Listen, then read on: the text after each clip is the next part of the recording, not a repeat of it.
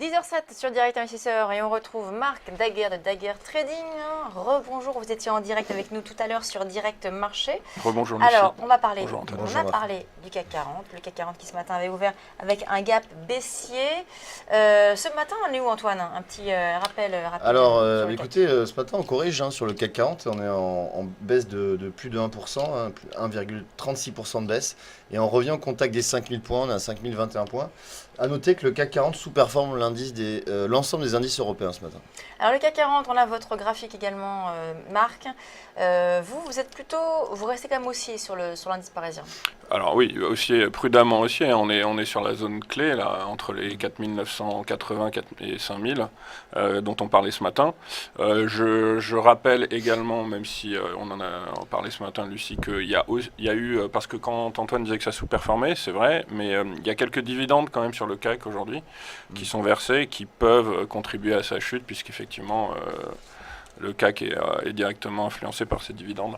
Maintenant, aujourd'hui, la vraie question, c'est est-ce que ce rebond qu'on a vu global en fin de semaine dernière peut redonner le feu vert aux velléités haussières. Voilà. Mais alors, vous avez la réponse?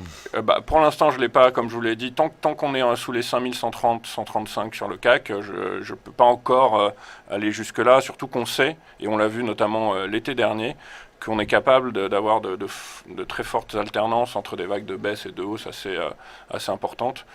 Donc il faut vraiment des validations qui soient à plus au moins à 61% de retracement de la phase précédente.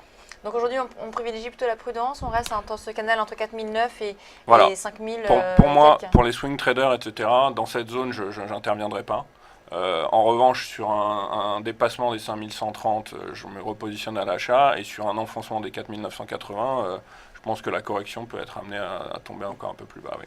Sur l'indice américain, est-ce que vous avez également cette même stratégie? Ce qu'on a vu quand même, c'est vrai, cet indice fortement progressé depuis maintenant 3 ans, quasi 110 continuer. Ouais. On sent aujourd'hui que la hausse est un petit peu plus poussive. Totalement. Voilà, il y a une consolidation qui s'installe sur l'indice américain, le S&P 500, qui regroupe donc les 500 plus grandes valeurs américaines.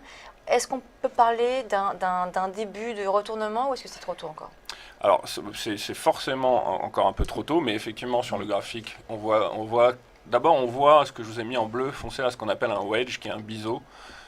C'est une forme de figure d'étranglement des cours. On voit bien que si vous partez du début de la figure, et plus on avance dans le temps, plus les cours sont étranglés à l'intérieur de cette figure, ce qui veut dire que fatalement, un jour ou l'autre, contrairement à un canal, par exemple. Un canal, en théorie, on peut rester à l'intérieur d'un canal ad vitam aeternam.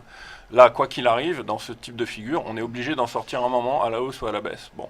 Et on voit, comme vous le disiez, avec les flèches rouges, là, que j'ai indiqué, que la hausse est de plus en plus poussive. C'est-à-dire que les plus hauts sont de moins en moins marqués et qu'on n'a pas encore réussi véritablement à reprendre un momentum haussier assez important.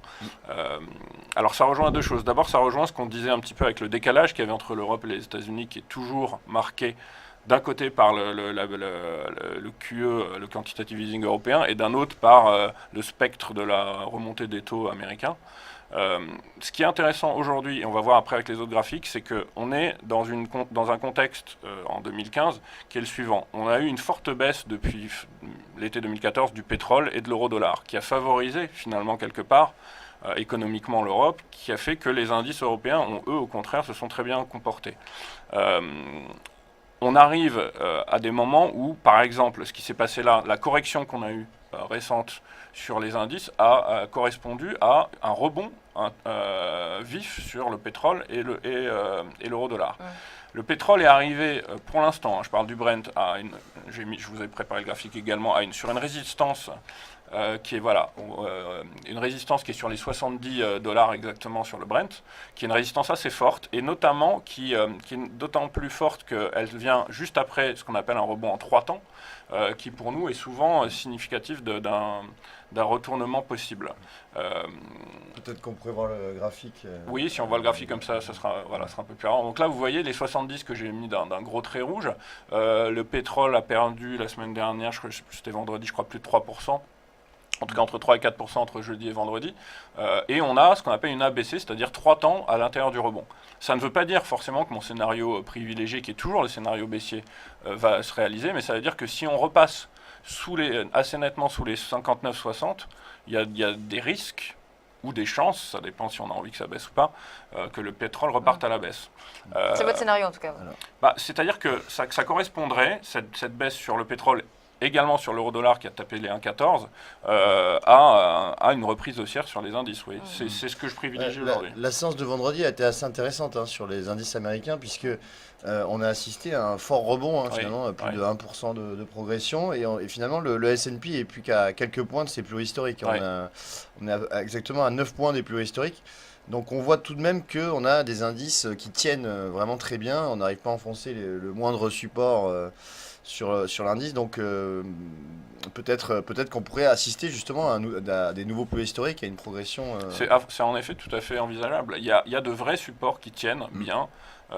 Les différents indices, que ce soit européen ou pas. J'ai regardé le DAX également, la hausse de vendredi sur le DAX est plutôt techniquement positive. Il devrait manquer ce qu'on appelle au moins une vague de hausse dans le rallye dans lequel on est, sur tous les indices. Je pense effectivement qu'on pourrait être à nouveau agréablement surpris par une poussée haussière. Un mot sur l'euro-dollar maintenant. C'est vrai que vous avez dit qu'on pouvait taper les 1,14. Aujourd'hui, nous, on est sur les 1,12, 1,11 et quelques. Vous pensez qu'on peut continuer, le rebond qu'on a connu peut se poursuivre, ou est-ce que vous êtes plutôt vous avez dit la dernière fois que c'était plutôt sur une parité Oui, alors ce qui me dérange beaucoup, c'est sur l'euro-dollar, c'est ce canal là de long terme qui finalement, qu'on voit en bleu foncé, qui finalement a tenu. J'ai mis un petit cercle bleuté pour montrer que c'est ce qu'on appelle, c'est un petit peu mordu, mais quand on est à l'intérieur d'un canal comme ça, on ne s'arrête pas à des petites cassures comme celle-là, on attend que ça passe vraiment en dessous. C'est ça. Et puis le graphique qu'on avait vu ensemble une fois de long terme, mensuel, qui montrait de très forts niveaux de rebond possible sur l'euro-dollar. Je serais un peu plus circonspect sur l'euro-dollar que sur le pétrole, mais l'un n'allant pas forcément sans l'autre en ce moment. Si on a un retour baissier violent sur le pétrole, ça devrait aller de pair avec une reprise de la baisse. Sur l'euro-dollar, si vous anticipez un rebond, quels seraient vos niveaux d'objectifs? Alors, sur l'euro-dollar, pour moi, si le rebond se poursuit, la première résistance clé, ce qu'on appelle en overlap à surveiller, c'est les 1,19, autour des 1,19, qui correspondait à un plus bas d'il y a quelques années, assez important qu'on voit là sur la vague C, en fait, donc un plus bas de 2010. Et également un retracement de toute la baisse qui a eu lieu entre mai 2014 et mars dernier. Alors, dans ce contexte, on a vu donc tous ces indices. On va parler maintenant des valeurs, parce que vous sélectionnez régulièrement des valeurs sur lesquelles il peut y avoir un peu quelque chose à jouer sur certains titres. Alors, d'abord, Air Liquide. Air Liquide, pareil, canal haussier depuis maintenant de nombreuses années, quasi 10 ans, sur Air Liquide. Air Liquide aussi, c'est la valeur un peu bon père de famille, comme on dit régulièrement. Tout à fait. Je le dis de la même façon que vous. Là, on est sorti par le haut du canal haussier. Ça veut dire qu'il va y avoir une accélération à la hausse? Alors exactement. Alors même pour être plus précis et de façon assez surprenante, le canal, là on ne peut pas le voir sur ce graphique qui n'est pas d'assez long terme, mais le canal haussier sur Air Liquide date d'une trentaine d'années maintenant aujourd'hui.